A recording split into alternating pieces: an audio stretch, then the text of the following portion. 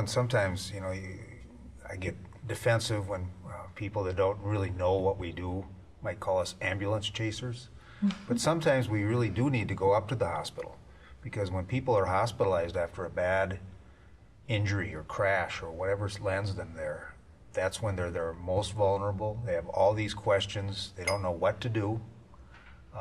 They start imagining all the worst case scenarios, and so they really need someone like us that has been there before, that can give them advice, reassure them, take a lot of the worries off of their plate onto our plate so they can focus on getting better and not waste so much energy worrying about what's going to happen in the next week, month, 6 months.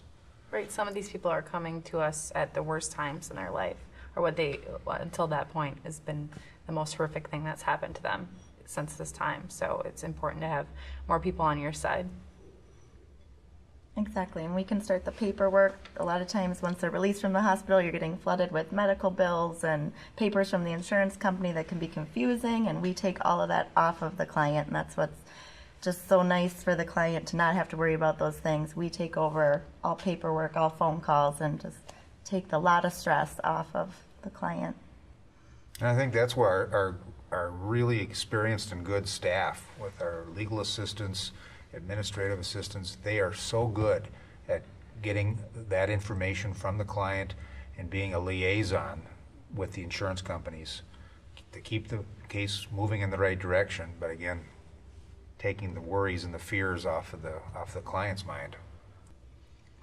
The other thing about coming in to meet us right away, I think, is the fact that the client then has an attorney representing them vis-a-vis the liability insurance company, so they don't have an adjuster calling their family, calling anyone to see how that injured person's doing. So we're a buffer zone between that liability company, the defendant, and the client, and I think that gives them some peace of mind.